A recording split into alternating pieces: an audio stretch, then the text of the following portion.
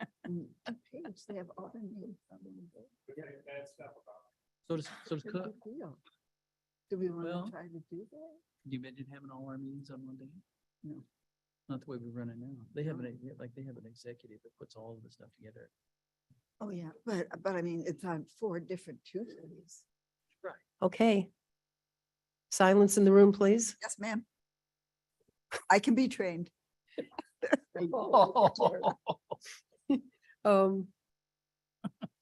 I laugh out? 10:20 on Friday, August 11th, and we'd like to call to order the Jobs Committee meeting. If you could take a roll call, please. Bates, Bates here. Doherty, Ford, Strathman, Strathman here, and I do believe it's the 11th. Oh, it's the 11th. Did I get the month right at least, or the You year? did, you did. Okay. Sometimes I even get the year wrong. It's like, Third's right. Here.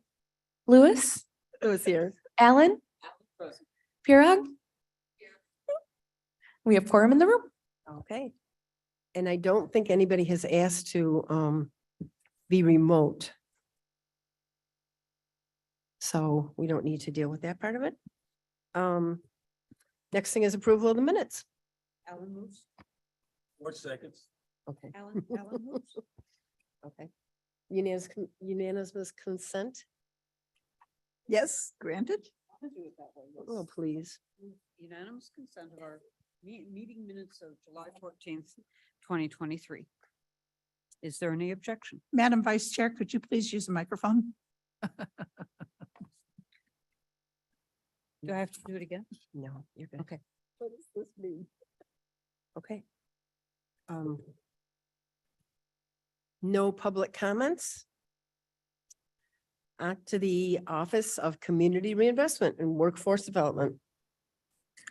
Good morning, Madam Chair. Good My morning, colleague Mr. Berger. Maria. Good morning. My colleague Maria Gonzalez is on the line. I'd like to ask her to walk us through the financial reports for you. Thank you, Scott. Good morning, everyone. Good morning, Maria. In your packet, you have the June financial reports for review. On July 20th, we submitted our final reports for the program year. And for the WIOA 22 grant, we are under requirements to meet certain benchmarks, of which I am pleased to say we met and exceeded them all. Our obligations benchmark is the one where we have to show the state that we account for 80% of the funds that they have allocated to us. And within our adult funding stream, we reported 89%, dislocated 99, and youth 90. A lot of that reflects items that haven't been paid yet that will be paid, that were paid in the July month for June activity, unspent contract funds that are extended, et cetera, et cetera. Our training benchmark for the program year ended at 58%, with the requirement being at 50%. I also provide you a little bit of detail breaking out what was spent on incumbent worker training programs and on the job training programs. So with there, you will see that for on the job training for the program year, we spent a little over $100,000 for the adult and dislocated worker funds. We still have over $67,000 that we are waiting to pay. The training hasn't been completed yet, but we reported the obligations for those. And then we paid out an incumbent worker training program in the amount of $29,000. Our trade budget, which is on page 5 of your packet, that grant ends on September 30th. So we have until then to spend the remaining funds of the $67,000 that we have left. And that's about all, unless there are any questions. Any questions on the financials?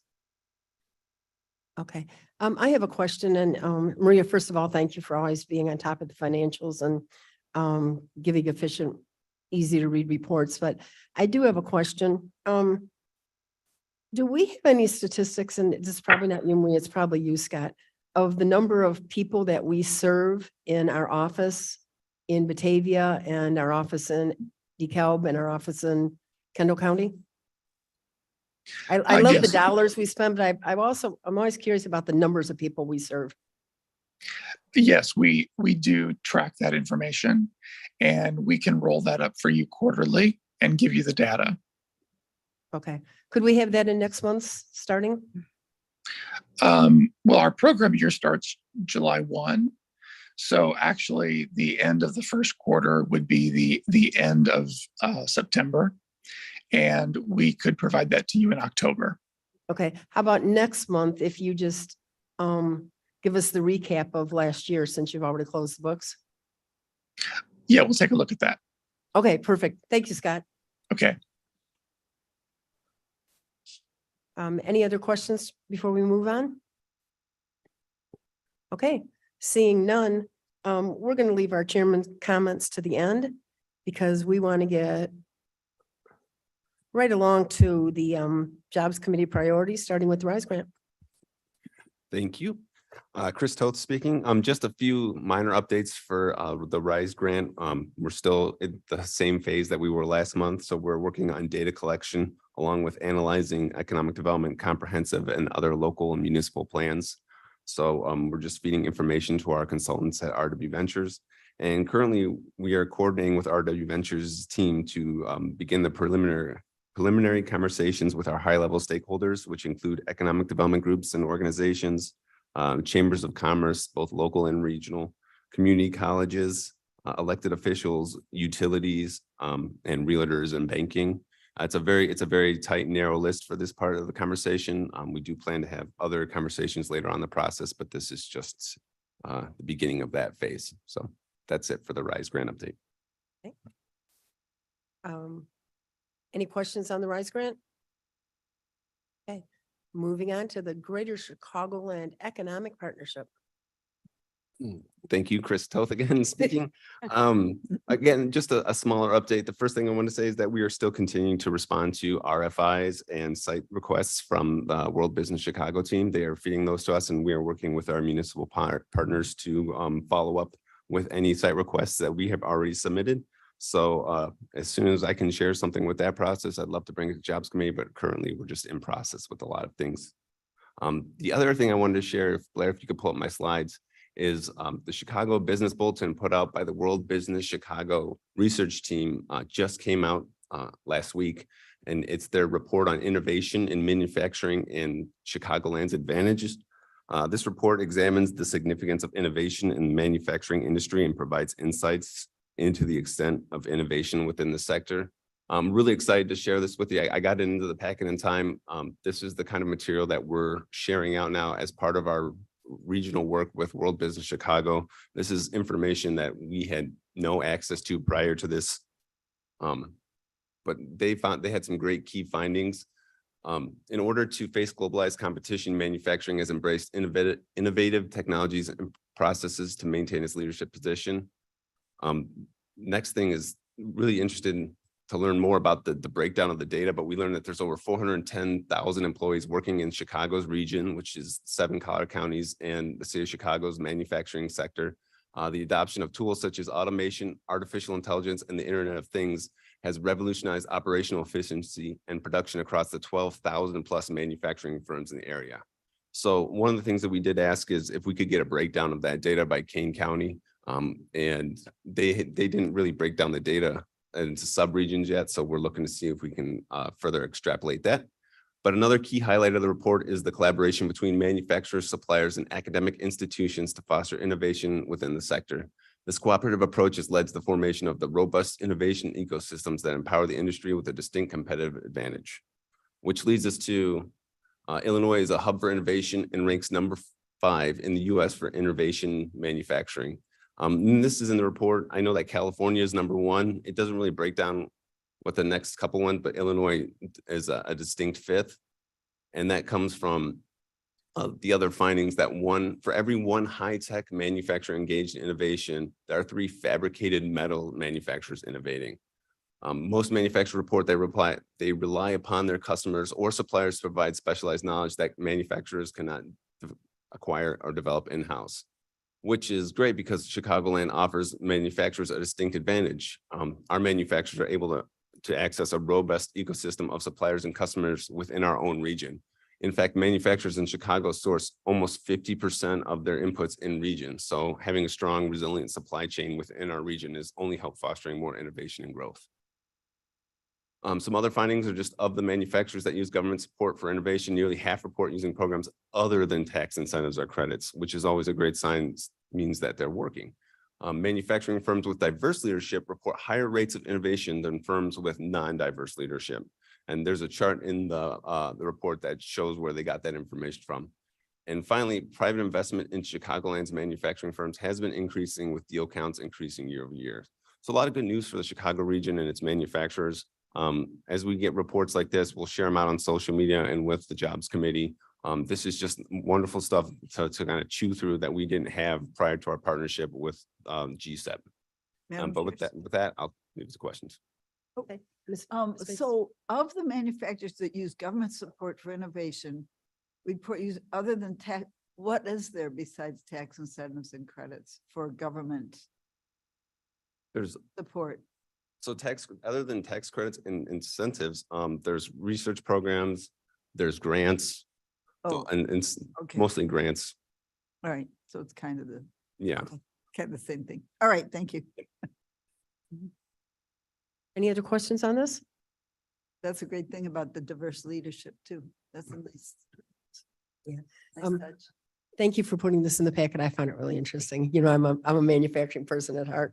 I just hit, before we get off the Greater Chicagoland, what kind of RFQs are we seeing? Like, is it things looking for jobs, manufacturing, or is it services, or what kind of things are they? Just big, broad categories.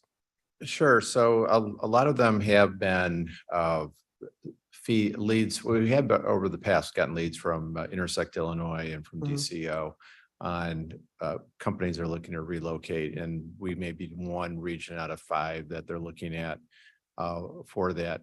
The benefit of our participation in GSEP is that we are now getting leads that are coming through World Business Chicago that then they are feeding out to the region. And then one of the benefits of working with our economic development advisor, John Grueling, is based on his experience with working in Will County and other parts of the country, helping Chris and I kind of focus on, okay, what do we do with this lead? How does it match with our communities? How do we begin those conversations to further take advantage of those? And you do have to kind of pick and choose which ones are, maybe a good fit for Kane County, and then work with our local partners to act quickly to take advantage of it. But there's been some that have been in the EV space for batteries or motors manufacturing, a lot with like quantum computing, and we're kind of a hub for that. If you've been following any of the work, actually, there's huge news out of Fermilab yesterday, but also Argonne with their quantum computing work. So a lot of them, the ones that we're getting now are better tailored towards some of the strengths in the region. Okay, good. Thank you. That answered my question. Any other questions? Go ahead. Mrs. Bates. I was behind a Rivian truck yesterday. And there was one at the ComEd thing. But just to be driving behind, Rivian trucks are electric trucks made in Joliet or Rockford? What? Bloomington? For real? I saw one of their SUV versions now too on the road. So if you don't want a pickup truck, you can get the SUV version. All right. If there's no other questions on this, let's move on to the ARPA project updates. Great. And we are very excited with working with our ARPA Mark Van team. Kerkhoff. Yeah, Mark Van Kerkhoff, I'm sorry. As many of you know, Suzanne Fonstock has assumed the role of the ARPA project manager, and she has reinvigorated some of our department's projects, particularly the one that we had proposed for working with our manufacturers, particularly working with IMEC, who is the statewide trusted partner. It's the Illinois Manufacturing Excellence Center. So as well as reinvigorating our proposal to work with our Convention Visitors Bureaus for tourism and agricultural programs. So we're very excited to see those starting to get moving again, and you'll probably see some of that in September with the ARPA committee.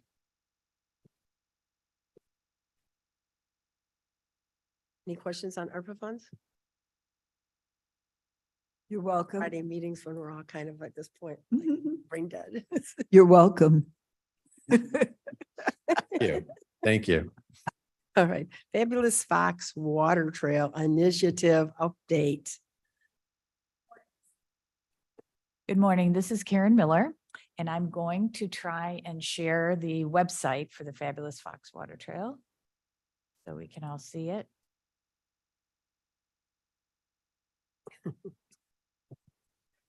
Not letting me. So back in the spring, Chairman Lewis requested that I provide a tutorial for our website for the Fabulous Fox Water Trail. What did I do wrong? And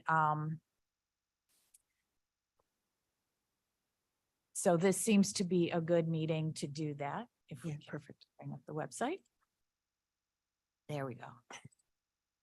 I didn't mean to cause so much problem. We practiced this before Andy committee and it was working fine. It's a beautiful website. I just love it. And there's a lot of information. So. Thank you. there you Okay. go. There's Mavis in that pink shirt paddling down the river. I am in some of these pictures, but See? not that There one. you go. So Okay. when our team got together and decided we were going to create the Fabulous Fox Water Trail, it was a no-brainer that we would need a website. But when we started working with Angie Tornes from the National Park Service, she said that that was one of the requirements of the application for designation. And after we submitted our application, the Park Service gave us high marks on our website. So anyway, as this is the homepage on our website, and you can see we have our logo on the right, and then we've added up on the left side the National Water Trail System logo. And as an aside, we are currently working with our graphic artist, who I should mention, Matt Kania. He has a consulting company called Map Hero, and the reason we chose him was a recommendation from Angie because he had worked on other nationally designated water trails and recreation trails. So we feel that he's done a really nice job. So anyway, as an aside, we're working with him now to get some ideas of how we can maybe make some adjustments to our logo to reflect the fact that we are now a national water trail. So in the future, I'll bring that information to you. So if you scroll down, it just gives you a very brief summary of, our partners, and also talks about how we were designated as part of the National Water Trail System. And then our Wisconsin co-chair, his information on the left, and then I'm the Illinois co-chair. And so people can contact us that way. That visitor number up to date? We've been working with our marketing consultant, Kim Gilmore, on making sure that the software behind the website is accurate in counting. And I have not talked to her recently about that, but that's something I need to check with her about. Because when we first hired her, she looked at it and she said it really wasn't an accurate reflection. So we're going to look at updating that. So we have several drop-down menus across the top, and I will go into the safety drop-down first. And one of the important things that we need to do is to educate people about safety information for paddlers. And interestingly, this photograph of this couple, this is at the Carpentersville Dam. And I ran into them and I talked to them about what we were doing. They were excited. I asked if I could take their picture, and then they got in their kayaks and they didn't put their life jackets on.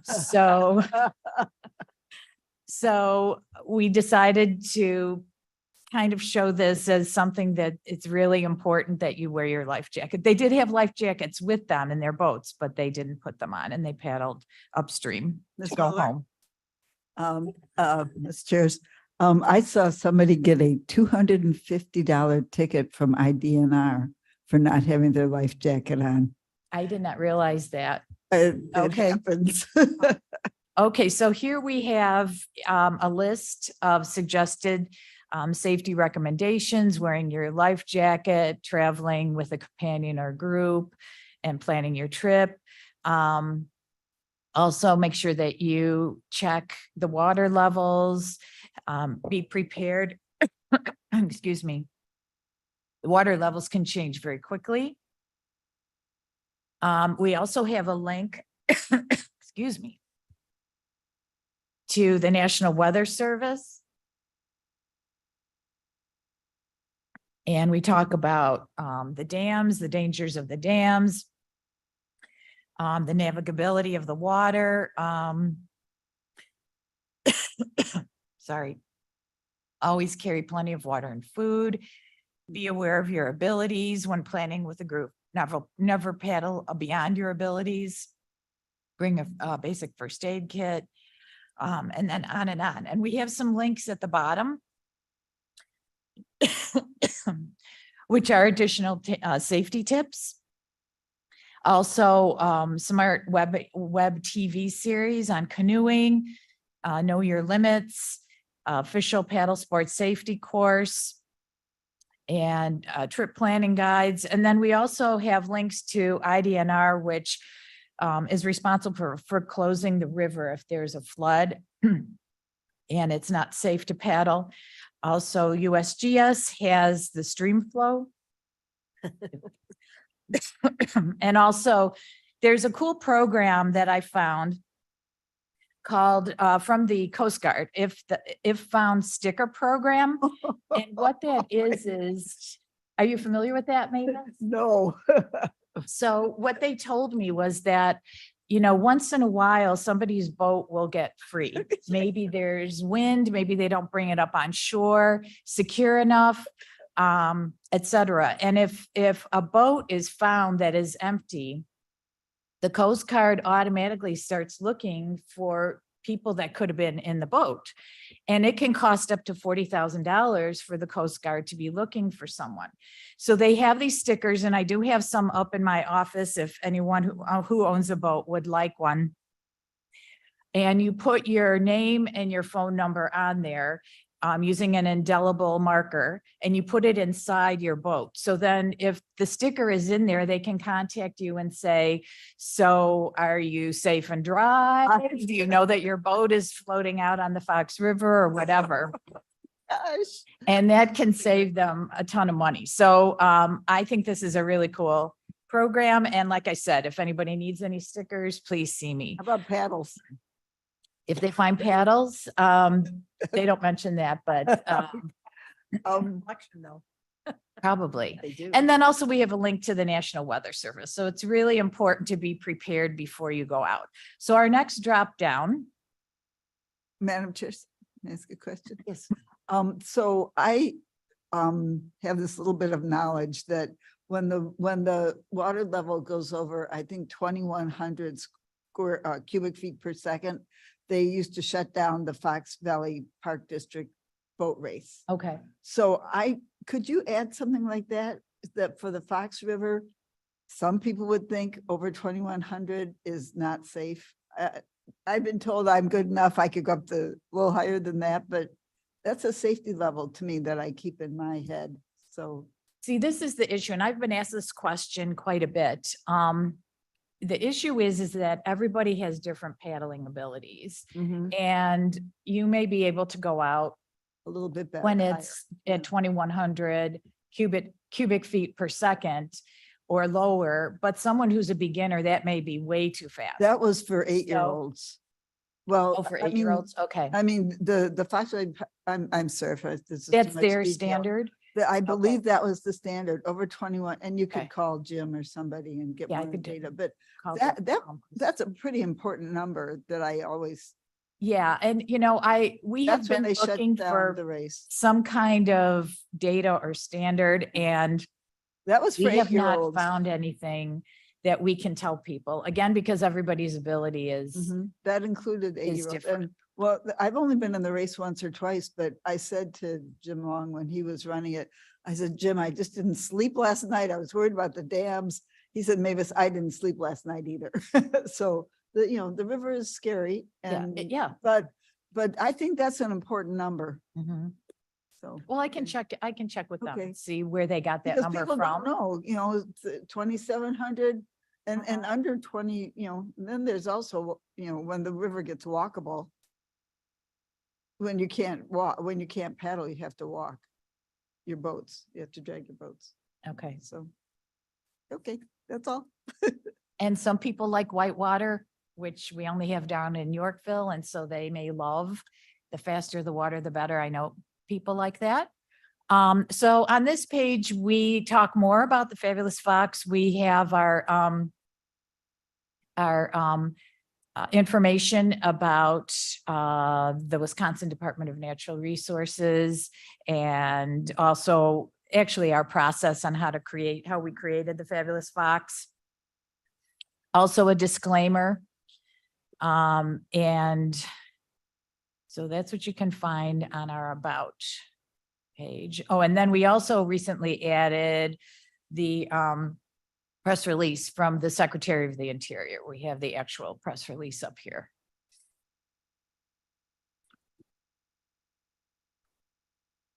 Whoop, and now I lost it. Oh, no. What did I do? Here, the share, okay.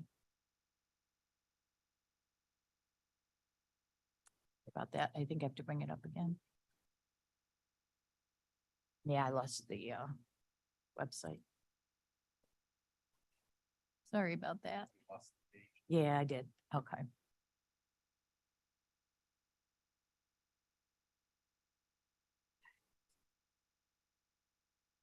This. But that's not the screen. Mint tea, would you like some leprechauns? Close this one. The Okay. Hawaiian ones with the minute. Oh, there it is. Um, Okay. Yeah. I love To the right. I got a coffee drink. Great. Okay, sorry about that. Thank you for your patience. having a rough week. Okay, so our next drop down is access sites.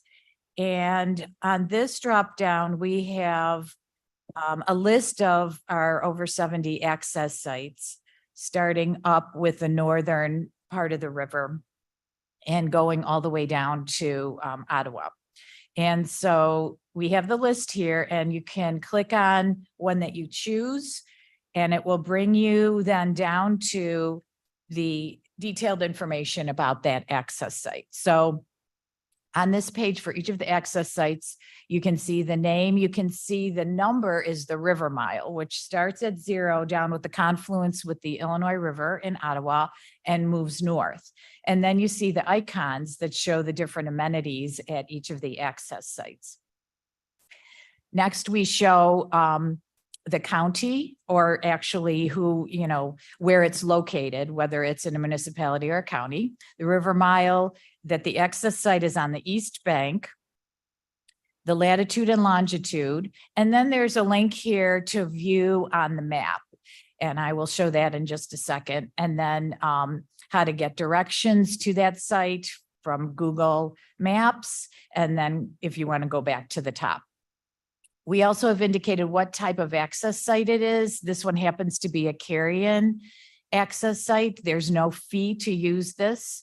There are signs on water and on land, which we have now installed at all of the access sites. We have signs facing both the land at the access site, which has the river mile sign and also the map sign. And then also the river mile sign, another copy of the river mile sign from the water. So if you're paddling, you can see where you are is in terms of the river mile, and that will orient you to where you're at. What type of vehicle access? In this case, it's a parking lot. Sometimes it's parking along the road. Who the owner is, and also again, the amenities. And if there are any notes regarding, there's a restroom here, drinking water, shelter across the street from the launch. Also, and I would like to find one where We have more of these in Illinois where I have added links to the, well, here is just another example of something we've done. This one is temporarily closed because of work being done on a bridge. So we try to keep that updated so that paddlers know that this particular, the Club Part access site is temporarily closed. But we have also added where appropriate. Oh, and then hazards also. We've also added that up in Wisconsin. There's a couple of areas where we needed to warn paddlers of construction and any other hazards that are in the river. Let me scroll down to Illinois. So what I've done is I've gone in and I've added links to, for instance, let me find a good one here.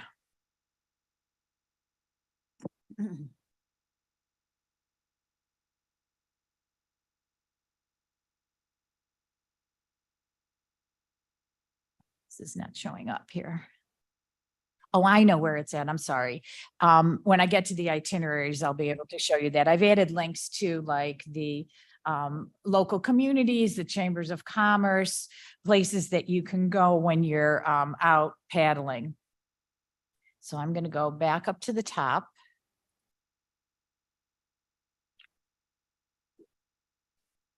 And we also have an access point key. So that will tell you what each of the icons mean in terms of what amenities are at the access sites. You can also list these by name if you would rather, if you're looking for a particular access site. This list is now going north to south, but you can also switch it so that it's south to north. So here we start. I've switched it. So now we're down in Ottawa. Okay, so moving on, we have our online maps, which we've created. And again, we've added this hazard up in Wisconsin so that everybody knows not to paddle in that area. This is our list of our online maps. And each of these orange boxes represents an access site. And inside the orange box is the river mile. And what you can do if you would like to select your access site by searching by map is you can go in and either put a location into this box. You can also search by access type. So if you need to have a particular type of access, you can pick from this selection here. If you're looking for a site that has a portage, you can also pick that if that's what you like to do. You can also then pick what type of vehicle access to park your car and also choose by different amenities. And then it will bring up those particular sites that meet your needs. So if you're interested in doing some bird watching, that kind of thing. Or if you want to look for a site by latitude and longitude, you can do that. And then you click search by search map, and then it will bring you to that particular. Is there a fee on many of these? Is there a fee? There's only, I want to say there's maybe 2 or 3 that have fees. We're trying to convince the owners of the access sites to eliminate their fees. In fact, one is in Geneva here. There is the Geneva access site at Stevens Street. They have a sign up that you need to go to the police department and get a permit. And so I did call them about that and they said, well, we really don't enforce that. But I was afraid to take it off the website because in case someone decided to enforce it, they would get a ticket. So I want to work with them to see if maybe they would consider eliminating their fee, because it kind of adds on to the time to get ready and go out on the water and all that. Go the police. Is that Yorkville? Or no? That's Yorkville. Yes, this is Yorkville has the Marge Klein Whitewater course that they put in. They took out part of their dam and they put the Whitewater course in several years ago. Okay, so now we also, moving on, we have printable maps. And we've divided up the river into 14 segments. And so you can either click on, I will click on the one for Geneva, which is map number 10. You can choose your map. And oh, now it's not coming up. That's not good. Click again. It should bring up the map on full screen, and it's not doing that. So I need to, You have to click on the number, that little number 10. I'm trying to, No, I'm trying to follow along and I can get it to do it either. you can't get, okay, so I will need to talk to them. Click on the link. To the link. What do you mean that? I'm sorry, Mark, what were you looking for? Oh, Yeah. printable maps and then, Oh, okay, scroll go down. back. a Okay. page. Click on the. Okay. Yeah. Hide here, this is how we can get to it. I'm sorry, yeah. So this will bring it up. So whatever map you would like, you can click on that and bring up one of 14 segments. And you can see on the map, we have each of the access sites, we have the river mile, we have the icons. We show that the dam, for instance, here's the Geneva Dam. We also show the portage around the Geneva Dam is in black dashes and the icon for portaging. And so you can either bring this up on the river on your phone or on your tablet and use it this way, or you can print it out before you take your trip.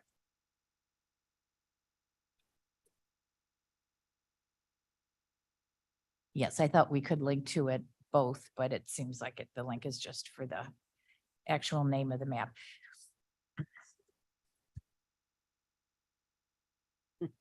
Okay, so now we can move on to itineraries. So we have developed dozens of itineraries. If you are looking for a trip floating down the river and you're not sure where you want to go. So I'm going to go down to Illinois, where I'm more familiar.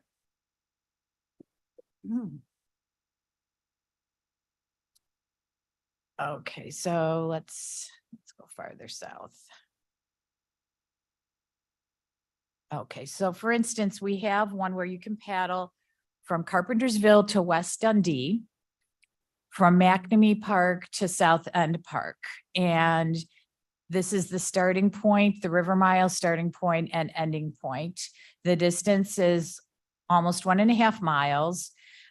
We don't have the approximate time because that can be different depending on the flow of the river. But if anybody would like to give us that information, we are kind of plugging them in as we get that information from paddlers.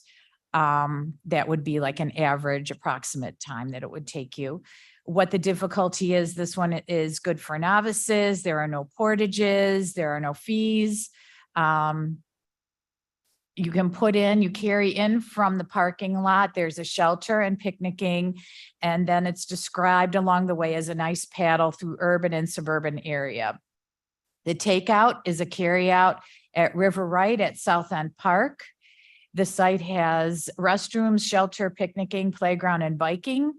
The parking lot is approximately 844 feet from the access site, and we try to put in that distance so that people know how far they're going to have to carry their boats. Or you can take out at the new downtown West Dundee at River Mile 75.91 if you don't want to paddle as far. And then this is what I was talking about before that we included in the itineraries. We included links to different points of interest in terms of like Illinois DNR. There might be some interesting information you could get from their website, the village of Carpentersville, if you want to stop and get something to eat. Also Dundee Township Park District, Northern King County Chamber of Commerce, and the village of West Dundee. So we've tried to put in these links to encourage people to get out and have lunch, have ice cream, walk around, maybe go to a historic or cultural site and visit. So we have, like I said, we have dozens of these itineraries that you can that you can access and choose from. And if there is anything that anybody would like to add, we're always encouraging people to add links or information that they've experienced when they're out on the river. We have gotten a lot of information, not only from ourselves who have paddled, but also from individuals who have paddled the entire length of the Fox River. And we do have about half a dozen people who have done that, who have contributed to our information. So that's been very helpful. So I'm going to go back up to the top.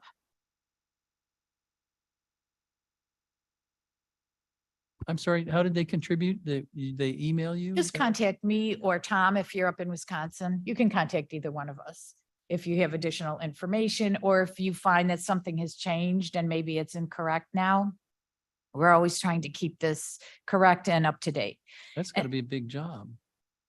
Have you It's thought- already been a big job. Just keeping it up, I mean.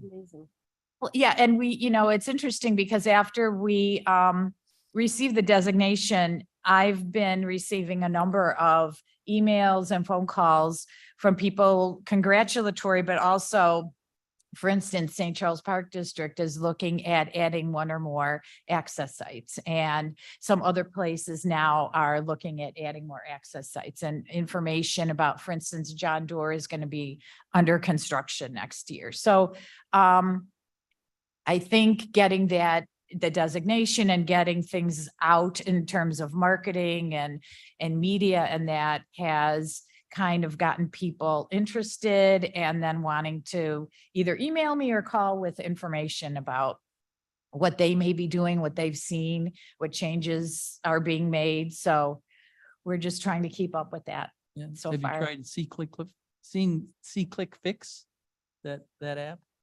The Click Fix. No, I'm not familiar with that. That what Okay. Oh, Park District uses that. I give it to our Matt Kenya, who is our graphic artist, and he will make the changes. Like I showed you before, the hazards up in Wisconsin, he added those recently. Okay, so this is a list of our partners. This is something the Park District or the Park Service wanted us to include. And actually, we do want to thank all of our partners because this was a big endeavor, and all of these partners did contribute one way or another to putting together the water trail, the website, and providing support and information for our application.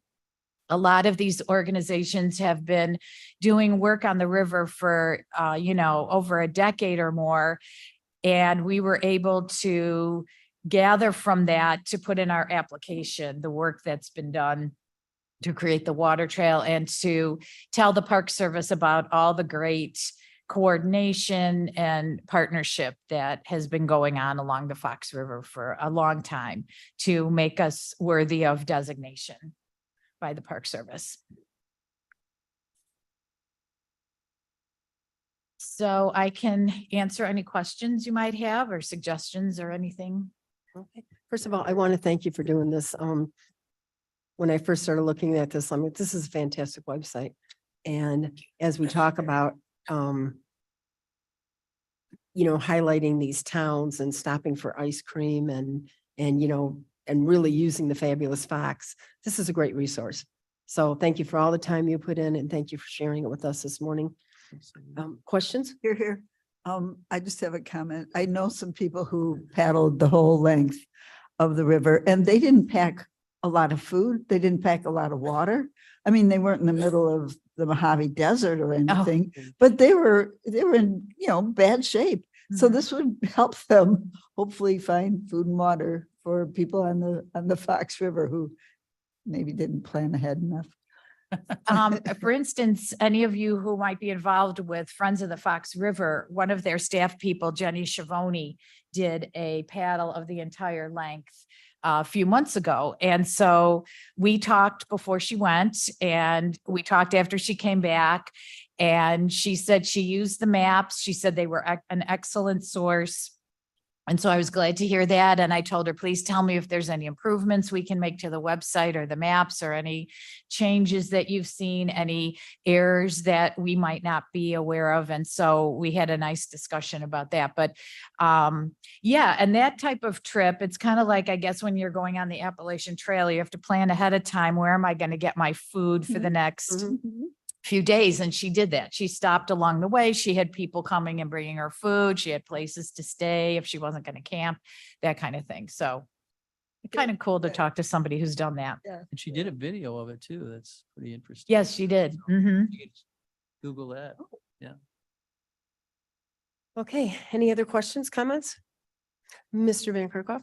Yeah, first of all, thank you, Karen. I mean, the progress that Karen has made, working with our partners, but really being the leader and the implementer has been outstanding. So congratulations. As part of just an update, we currently have a RFQ out being considered by engineering firms and teams for our ARPA project of adding additional launch sites and making enhancements to launch sites in the Kane County section. What sites? What? What did you, I didn't get Porta that potties. word. Access sites, improving existing access sites in Kane County stretch and new ones. So that RFQ is out and we'll be utilizing ARPA funds for that, as well as a $270,000 state grant that we received earlier this year. So we're excited to, be getting to the point where we'll be working with a consultant in the communities and selecting those sites, designing those sites and seeing them improved and eventually on the website. Right, Madam and I'll- Chair? oh. Oh, does that include compost toilets? Porta potties? I've upgraded from porta potties to compost toilets. They haven't even got the porta potties and much less the upgrade. Come on. Give them time. Anything else? Okay. I think that, any new business? Mr. Young? Yes, David Young. I had brought this up at the last committee meeting and the jobs committee, if you look at the description of what we're supposed to be doing here, its objective, I'll read. Its objective will be to maintain and increase employment in Kane County and to promote the creation of more jobs that pay higher wages, especially in the private economy. And I just wanted to, as we move forward through the next meetings, I'd like to maybe highlight through the priorities, just to highlight what jobs have been created, what are the average salaries that I these think that sounds people are making, highlight companies that are possibly expanding, let's say, for example, Smithfield Foods or whatever they're calling themselves in St. Charles these days. Right. Maybe they're expanding something and they're hiring manufacturing engineers or something like that, because I want to, as a new member of the board, I was reading this and I'd like to stick to that, or at least start showing progress that we can report back to the community to say that this committee is helping to promote new jobs and new or expansion of jobs at our existing like manufacturing sites or whatever. So I just wanted to bring that. Yeah, no, I think that's an excellent thought. This committee continues to like morph into different things, like right now, because we've got the Greater Chicagoland Economic Partnership and we've got the Fabulous Fox Initiative and stuff. We're kind of focusing on those right now, but let's get together and meet, because that is definitely important. So let's kind of, maybe we just add another subtitle too. Okay. Okay, excellent. No, thank you for bringing that up. Thanks. Anybody else have new business? No. Okay. We need a motion to place the reports on file. Bates moves? Yes. Is that unanimous consent, darling? Yes, Is that it is. unanimous consent, Ms. Bates? Yes. Okay. that's Any unanimous second, consent. second, Yes, it is. second, Mr. Young, second? Yes. Thank you. Hmm. Okay. And no objections, so that's done. We do not need an executive session. We don't have any more public comments. We did save comments of the co-chairs for the end. I just want to mention one quick thing, and then I'll turn it over to my sidekick here. Last year, I mentioned to you guys that we were doing an initiative at the high school called Find Your Future Wednesdays. We just got the call yesterday. When are we coming back? When are we having the meeting? When are we starting? So I'm excited about that. I'm excited to find out what the school is thinking going forward, especially as we talk so much about pre-apprenticeship programs and some other things that are coming to schools in the near future. So I'm just excited that, I don't know where summer went, but we're already almost back to school year. It's amazing. So, Ms. Allen, Madam Oh. Chair, could I ask a question first? yes, Strathman here. What high school is doing that? so it's East Aurora District 131. Okay, thank you. That's where I It used to sounds be. like a great program. Yeah, we've actually been asked to expand it. We've been asked by one of the Elgin schools, we've been asked by Caneland. And maybe this year we'll actually get into the nuts and bolts. I've been documenting everything as we put it in last year, and what went well and how we're going to tweak it and things, because it's important. Many of the schools have really nice vocational centers. Mhm. And I think it's really important that we partner and make sure what we do, Mr. Young, because you weren't here at the beginning of it, is we go in on Wednesdays, and it's Valley Industrial and myself and our partner Judy Dawson, who's actually with the jail. But we go in and we just present all these careers to these kids, and then we actually make sure we have employers there in the area, like in the Aurora area in this case, that are actually actively recruiting. Because as we know, in Aurora, at least, our kids stay and work in Aurora. And they don't, when they think of going and getting a job, they think of, let's go to McDonald's. Mhm. So it's really important that we open up that whole world of all those other opportunities to them. And also those high school kids are our future.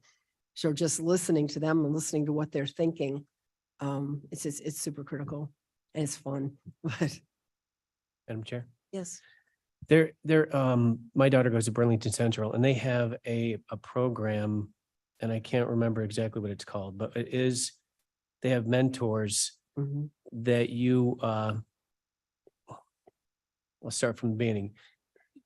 It's a business development thing where students come up with ideas, and it's almost like what's that show? The Shark Tank show. It's almost Oh. like the Shark Tank show. Yeah. Where they come up with ideas and then they have a semester of actually creating the idea, launching the idea, creating some kind of a marketing. And then they have mentors that come in throughout the community that help those students. And then at the end of the semester, there's a contest, right? And I think this is happening throughout the Chicagoland area, and one person I don't know whether it was a man or young woman or young boy, but they actually went on to the real Shark Tank show. But I thought I'd just bring that up to you. And I'll send you an email about what that Yeah. program is, because maybe that could help. If you're doing this in Aurora, maybe this could be launched over there too. Yeah, some of the schools have so many cool programs and it's exciting, I think. Yeah. But yeah, Have some think, and they get that's one of my excited about favorite this. schools because I went to Caneland and that's the one right next door to where Oh, we it live. is. So, yeah, Awesome. but all right, no, thank you. Madam Chair Ford, Mr. Ford. yeah, now since I heard that program, I believe some of the grade schools on the West Side School District Mhm. is also doing that same program. I think they're still going. I know my youngest son and my daughter were in the program on that, where they come up with an idea and then, I'll put you on the same email. yeah, Okay. yeah, all right. That's good. Those are great, though. Yeah, and any of the robotics programs and things, they're so important for these kids. So, And there is, speaking of the robotics program, there's one of the customers that in St. Charles called Genesis Automation, and they actually sponsor a robotics program. So kids from all over Kane County come in and go and do that. very good. Thank you. You know, can I ask a question? It's your turn. It's your turn. Alan with a question. There were fairly recently, some programs in high schools where, kids would build a house. They would work with, tradesmen who knew how to do it. It was, I don't know if it was any kind of organized apprentice program, but it was certainly hands-on. Here's how a professional does it. And then at the end of the semester or end of however long that program was going to go, they had a property to sell. Right. And they would sell it. They would pay off their materials. And they would, pocket any extra for the next program. When we built our Children's Advocacy Center, the newer of the two buildings, we tried to work with, I think, Geneva to do that. And they were real excited about it. But of course, that was a state's attorney's program, and it was impossible to get all the pieces together. But the gentleman that I was talking to was saying, the reason we were really excited about the Geneva possibility was because what's most difficult is finding a piece of property we can afford to put the house on. So here was a case where the property already existed, and it was just a matter of building the house. And a side note on that would have been that if we had done that, we would have had pictures of the kids who built that house hanging on the wall, so that kids who were coming in to use the programs would see that these were kids who had built this building for them. It was just kind of a nifty opportunity. I just wondered, did those programs succeed because there was some teacher somewhere who was bound in turn to make it happen, and when that guy retired, did it not necessarily continue? Or does anyone know if there's still a program like that out there? I can speak to that. Aha. Those programs, many of the programs around here were discontinued, as you mentioned, as real estate continued to get very expensive. The cost was just cost prohibitive, and the school boards decided to divert that money into other programs. So instead of building homes, they built other things, boxes, chairs, cabinetry, dressers. So they do smaller projects that they can then bring home with them. Also, the sale of the house was also sometimes a loss leader. So they would sometimes gain profit from it, sometimes not. There was also concerns about the viability of the construction, because you're dealing with not even pre-apprentices, but youth apprentice. So there was some concerns about that as well. Anyway, that's why the program around here was removed from most of our districts. I can't speak to Southern Illinois or other places in the country that may be handled differently, but right here, that is not the case. Madam, What Thank about you. Habitat for Bates, what about Habitat for Humanity as a place where I can speak to that as well. could get them? Good, okay. This is, I've kind of jumped into this willingly. Their Habitat for Humanity has a pre-apprenticeship program for students who are 18. So they're actually young adults or adults at that point. It's a brand new program for them. They will be trained with a series of classes to learn how to apply to an apprenticeship if they so choose. I will be interviewing them on Monday with coffee with the chair, along with the Aurora the Elgin Housing Commission has a similar program, and we'll be talking about what they're doing. It's brand new. It's a wraparound program. So if you need transportation and or childcare, that will also be supported with that. And again, this is a paid program. It's not voluntary. So that if you are working, this is your job to take these programs. Madam Chair, Ford. Mr. Ford. Yeah, it also can be smaller projects. When I was Parks Director for the city of Aurora, we used we worked with the the teacher at East Aurora High School, and we had the kids build the guard sheds. So a lot of the guard sheds that you see, especially throughout Aurora, was built by East Aurora school kids. Yeah, the sheds, yeah. Until they start doing the prefab thing, but yeah, they can be smaller projects, would make it a lot easier than trying to do the houses. Not so much liability. with Right, the right. garage Yeah, you, shed. well, you build it right there in the school. Yeah, and exactly. tear 'em off, yeah. Okay, interesting. Anything else? There are treats. Take treats before you leave. If there's no more questions or discussion, I think we will ask for adjournment. Bates moves. Strathman seconds. Okay, all in favor, aye. All right. Madam Chairs. Thank you very much. Have a wonderful weekend.